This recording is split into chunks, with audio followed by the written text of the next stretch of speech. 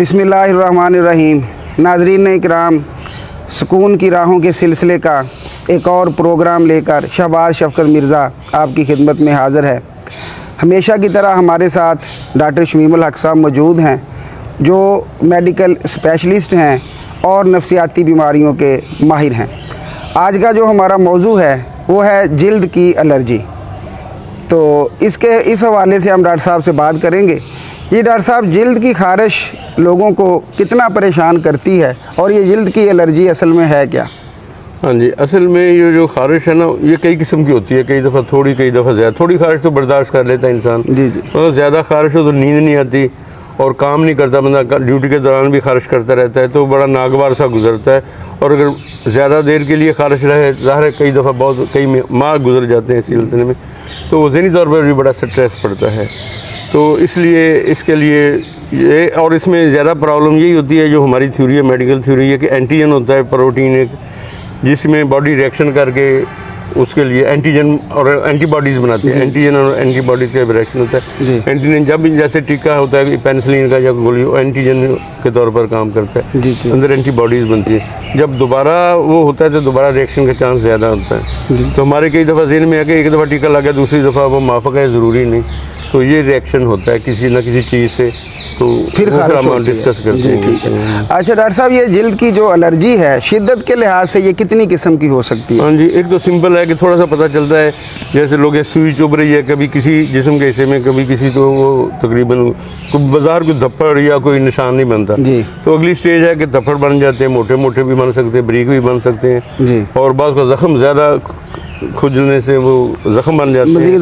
और अगर मुसलसल होती रहे और ज़्यादा धप्पड़ बन जाए, इंसान बेहोश भी हो जाता है, बीपी लो हो जाता है जी। ये इसकी किस्म है। डॉक्टर साहब, ख़ारिश की वजूहात आम तौर पर कौन कौन सी हो सकती हैं जिससे ख़ारिश इंसान को? एक तो हम यही डिस्कस की पहले भी किया है कि दवाई से किसी से हो सकती है, बाज़ औक़ात नायलन के कपड़ों से, जो सूती कपड़ा है उससे नहीं होती, जो सिंथेटिक मटेरियल होता है उससे ज़्यादा हो जाती है। ऐसे हम देखते हैं कि जो जेवर पहने होते हैं बाज़ ख़वातीन ने या मर्दों ने घड़ी पहनी होती है, स्ट्रैप अगर मेटल का है, मेटल से ज़्यादा होती है, उससे भी हो जाती है। गले में हार, जहाँ जहाँ हार होगा वहीं वहीं निशान उसकी शनाख्ती है, जहाँ जो चीज़ टच करती है वहीं उससे हो जाती है। ऐसे घर में जैसे बर्तन साफ़ करने वाली औरतें, घर वाली औरतें भी करती हैं, तो वो कास्टिक सोडा उसमें और केमिकल होते हैं, उससे यहाँ तक अगर ख़ारिश है तो इसका मतलब उसको साबुन से कपड़े धो, जब वो बर्तन धोती है उससे हुई है जी। तो ऐसे है कि सीमेंट से बाद मिस्त्री मजदूर हमारे पास आते, सीमेंट का काम करते हैं, उनके भी हाथों पर ख़ारिश होती है। तो वो उनको चाहिए कि वो ग्लव्स पहने या कम से कम ऑयल लगा लें थोड़ा सा, ताकि डायरेक्ट कांटेक्ट होता है ना, फिर ज़्यादा एलर्जी होती है। Direct contact. ऐसे खाने वाली चीज़ें जैसे किसी को अंडे से हो जाती है, गोश्त से होती है, बाज़ का चाय वाला एक दफ़ा उसको चाय से एलर्जी से बड़ी मुश्किल से पता चला, और आम खाने से भी लोगों को मैंने देखा कि एलर्जी हो जाती है। और ऐसे जैसे हम कहते भेड़ काट जाए, शायद की मक्खी काट जाए, उससे भी बड़ा रिएक्शन हो जाता है। तो इसी तरह तो है कि खुरक जो है ना, वो जो है दूसरी तरफ से वो जो इसको एक जरासीम होते हैं उसकी वजह से भी करते हैं, कि जरासीमों की वजह से, यानी मतलब किसी भी चीज़ से ख़ारिश हो सकती है। हमें कोई इसका स्पेसिफिक नहीं है कि हम कह सकें कि इससे दवाई से होती है, बात कोई होती है, वायरस वगैरह होती है जी। डॉक्टर साहब, क्या सांस का ख़राब होना भी एलर्जी की एक अलामत है? अस्थमा जो है वो भी एक एलर्जी की वजह से होता है, और उसमें यही कि बाज़ का वो छींकें शुरू हो जाती हैं, खराश शुरू हो जाती है, फिर बैक्टीरिया भी इन्फेक्शन, बाज़ का सुपर एडेड इन्फेक्शन हो जाती है। अच्छा, एक और भी डॉक्टर साहब कहते हैं पेट के कीड़े जो हैं, अगर ये हो तो इससे भी क्या एलर्जी हो जाती है? बल्कि वो पेट के कीड़े जब फटते हैं ना, मरते हैं, तो उससे भी प्रोटीन रिलीज होते हैं, उससे भी बाज़ को धप्पड़ निकल आते हैं। ऐसे हम देखते हैं बाज़ का मलेरिया बुखार होता है, उसमें बुखार भी साथ होता है, ख़ारिश भी होती है। तो जब तक वो ख़ारिश का इलाज हम करते हैं, लेकिन मलेरिया का इलाज करेंगे तो ख़ारिश ठीक होगी, उसमें भी रिएक्शन। धूप में खड़े होने से बाल हो गए, धूप में खड़े होते हैं सर्दियों में ख़ास तौर पर, तो ख़ारिश होती है। एक्चुअली ख़ारिश ऑलरेडी होती है, जिस्म के अंदर ना कोई फैक्टर्स होते हैं जी, तो 2-3 फैक्टर मिलकर एलर्जी करते हैं, और जब धूप ऐड अप हो जाती है तो ख़ारिश ज़्यादा मज़ीद हो जाती है। ऐसे ठंडे पानी में हाथ डालते हैं, अच्छा, बाज़ का सुबह वज़ू करने लगे हैं या ताज़ा पानी में हाथ डालें तो धप्पड़ निकला है, तो बॉडी के अंदर तो एलर्जी एक और दूसरे फैक्टर की इसको ज़रूरत होती है, तो टेम्परेचर से ना हो ऐसे हो जाती है। और हेयर डाई से तो बहुत कॉमन है। अच्छा, जो बालों को हम लगाते हैं ना डाई, तो वो काली मेहंदी से ज़्यादा है, लेकिन जो सुर्ख मेहंदी सब आम देसी मेहंदी उससे भी हो जाती है।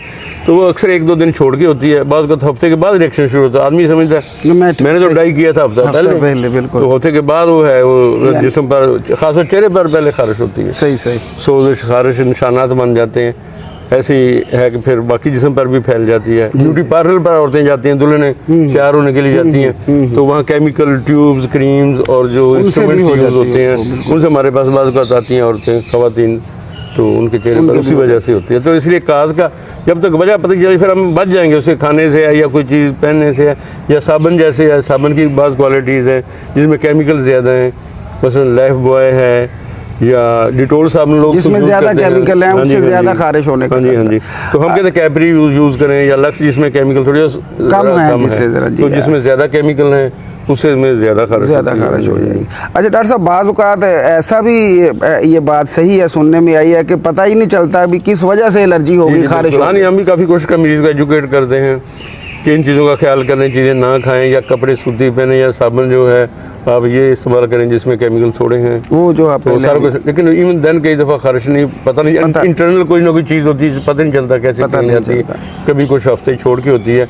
तो उसके लिए फिर आर्जी तौर पर एलर्जी के लिए गोली या स्टीरॉयड लेना पड़ता है, तो वो फिर उसके लिए कुछ ना कुछ नहीं। अच्छा डॉक्टर साहब, ये जो खारिश है और पंजाबी में इसे खुरक भी कहते हैं, तो क्या है अगर ये एक दफ़ा किसी को ये एलर्जी हो जाती है तो क्या ये मुमकिन है कि बिल्कुल इसका मुकम्मल तदारुक हो जाए? हाँ जी बिल्कुल। स्केबीज़ के लिए आप एलर्जी की दवाइयाँ भी खाते रहें, क्रीमें भी खाते रहें, ठीक नहीं होती। जी। ये इसकी जो होते हैं ना पैरासाइट जो होते हैं, माइट होती है, वो कपड़ों में तकिए मतलब गिलाफ है या ऊपर लेने वाला कपड़े, या बेड शीट है उस पर भी होते हैं, उससे हो जाता है। या दूसरे के बेड पर भी, वो घर में एक घर में अगर हैं तो आदमी दूसरे के बेड पर बैठता है। तो इसलिए हम कहते हैं कि जो सब के बेड हैं, बेड के कपड़े हैं या पहनने वाले कपड़े, वो अगर खुश्क हो भी दूसरे दिन फिर धूप में रखे, 2-3 धूप में रखे। सही। धूप से उबको लगे हम उबाल के पहनते, लेकिन बेहतर है कि 3-4 दिन धूप लगवाएं। और सारे जिनको नहीं खारिश उनके कपड़े धूप में रखें। तो क्योंकि एक में भी वो जरा बाहर एक आदमी को खारिश नहीं है लेकिन उसके कपड़ों में जरासीम है, बिल्कुल है, तो वो दूसरे आदमी बच्चों को लगे। और दर्स में खास तौर पर बड़ा मैं ज़रूरी मेंशन करता हूँ, सही दर्स में इकट्ठे सोते हैं सफ़ों पर, वहाँ खारिश के मरीज़ बहुत हमारे बहुत ज़्यादा हो जाते हैं, कि वहाँ जो पढ़ने जाते हैं जो लेटते हैं उधर सोते हैं। तो दर्स वालों को भी चाहिए कि जो लेटने वाली हैं सफ़े हैं या धूप रखें, उनको धूप में लगाएं, और इसलिए वो बेचारे फिर हर दफ़ा बार लगती रहती है। अच्छा डॉक्टर साहब, अब आखिर में यही सवाल है कि क्या इससे बचाव के तरीके क्या हैं और फिर इसका इलाज क्या है? हाँ जी, बचाव के लिए जैसे हमने क्या उसकी काज का पता चला है मरीज को, मरीज ने खुद तलाश करने को, डॉक्टर इसमें बता सकता है कि आपको किस चीज़, लेकिन काज मरीज खुद भी बताएगा कि मैंने ये खाई है, ये लगाया है या ये खाया था, तो उसके घंटे जरूरी नहीं उसी वक्त चले। सुबह आपने नाश्ता किया है लेकिन 1 घंटे के बाद कोई एलर्जी आपको याद नहीं, बल्कि 10 घंटे के बाद भी कोई एलर्जी हो सकती है। तो सोचना पड़ता है पहले क्या खाया था, दोपहर को उससे ना जो सुबह वाला नाश्ता है उसमें कोई चीज़ ऐसी हो। तो ऐसे ही फिर एंटी एलर्जिक ड्रग्स हैं कुछ, तो ऐसी जिनसे नींद बहुत आती है आमतौर पर, तो लोगों को प्रॉब्लम है, तो वो हम उनको ऐसी दवाइयाँ देते हैं वो जिनसे नींद ना आए, वो डॉक्टर अपने के पास जाए, आजकल अवेलेबल है मार्केट, थोड़ी सी महंगी है, तो उसे एलर्जी, उसे नींद नहीं आती। और कैल्शियम की बात हम ड्रिप लगाते, कैल्शियम या इस्तेमाल करें, कैल्शियम एलर्जिक रिएक्शन को सप्रेस करती है। कैल्शियम की मिकदार अगर जिसमें कम हो उससे एलर्जी ज़्यादा होती है, कैल्शियम टैबलेट्स या इंजेक्शन यूज़ किए जाए डिल्यूट करके, तो उससे भी सप्रेस हो जाए। स्टीरॉयड हम उसके भी साइड इफ़ेक्ट हैं, लेकिन बाद का स्टीरॉयड भी साथ देने पड़ते हैं एलर्जी रोकने के लिए। जी डॉक्टर साहब, बहुत शुक्रिया डॉक्टर साहब, आज बहुत अच्छी गुफ्तगू आपके साथ रही एलर्जी के हवाले से। तो जी नाजरीन, ये था हमारा आज का प्रोग्राम। इसी के साथ ही अगले प्रोग्राम तक के लिए मुझे शहबाज शफकत मिर्ज़ा और डॉक्टर शमीमुल हक साहब को इजाज़त दीजिए। अल्लाह हाफिज़।